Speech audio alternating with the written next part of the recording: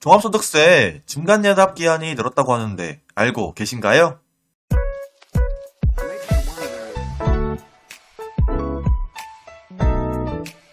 안녕하세요. 성공학교입니다.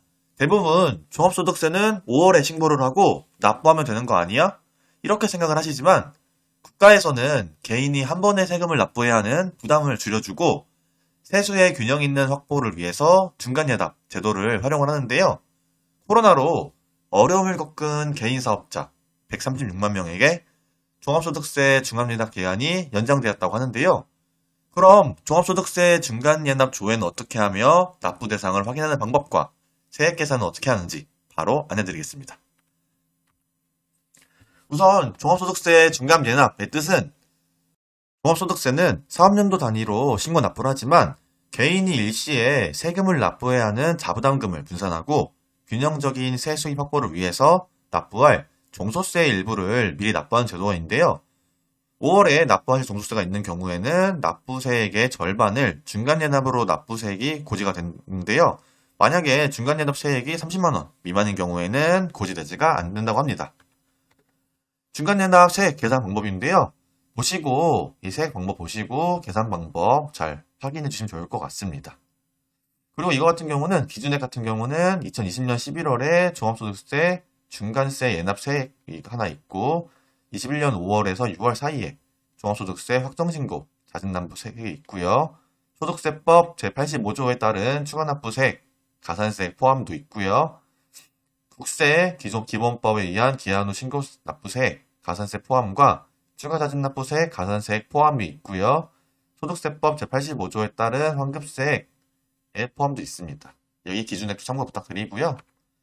그리고 중간예납 납부기한이 있습니다.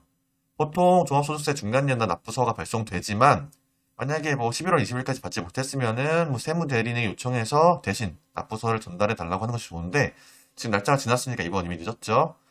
종합소득세 중간예납 납부기한은 원래는 이제 11월 30일까지로 납부기한이 놓치면은 가산세가 발생하니 꼭 30일까지 납부하는 것이 절세 방법이지만 지금 사회적 거리두기로 인해 집합 금지, 영업 제한 업종 등 136만 사업자의 종합소득세 중간예납 납부기한이 원래 11월 말에서 내년 2월 28일로 3개월 연장이 되었습니다.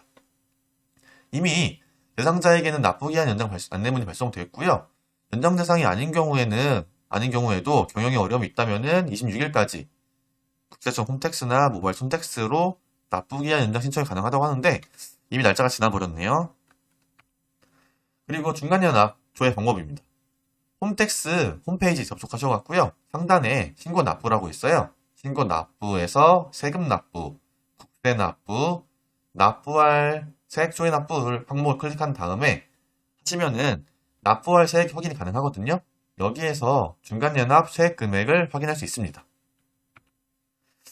만약에 중간예납 납부가 어렵다 그럴 수도 있잖아요. 그럴 때는 1번 납부기한 직권 연장을 할 수가 있는데요. 전년도 수입 금액이 만약 5억 원 미만인 경우에는 대신 성실신고 확인 대상이어야 됩니다. 22년 2월 28일까지 직권으로 납부기한이 연장됐습니다. 작년에는 종합소득세 중간예납 직권 연장에서 전문 직권 제외됐으나 이번에는 업종 제한 없이 직권 연장이 됐는데요. 직권 연장 여부는 국세청 우편물 중간예납 납부기한 연장 안내문을 통해서 확인할 수가 있고요. 우편물 확인이 어려운 경우에는 세무대리인을 통해서 확인할 수가 있습니다. 그리고 2번 같은 경우는 납부기한 연장인데요. 매출 감소 등으로 경영에 어려움이 있을 경우에는 11월 26일까지 납부기한을 신청할 수가 있는데요. 최대 9개월간 연장 가능하나 일반적으로는 2022년 5월 종합소득세 신고 이전인 6개월 이내의 기간에서 연장을 신청합니다. 이것도 마찬가지로 세무대리인을 통해서 신청이 가능하고요. 세 번째 같은 경우는 중간예납 추가액 신고인데요. 상반기 소득이 작년보다 줄어들 경우에는 중간예납 추가액 신고를 검토해야 합니다. 종합소득세액 중간예납 기준액이죠. 30%에 미달한 경우에는 상반기 소득을 계산해 신고할 수 있습니다.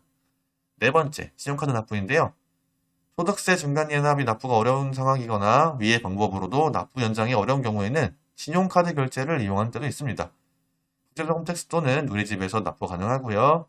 단, 신용카드 수수료는 납세자 부담이라고 합니다. 소상공인분들이 세금을 내는데도 큰 부담이 없었으면 좋겠습니다. 지금까지 종합소득세 중간연합 기한 연장에 대해서 안내드렸고요. 영상이 계속 궁금하시다면 구독, 좋아요, 알림 설정까지 부탁드릴게요. 감사합니다.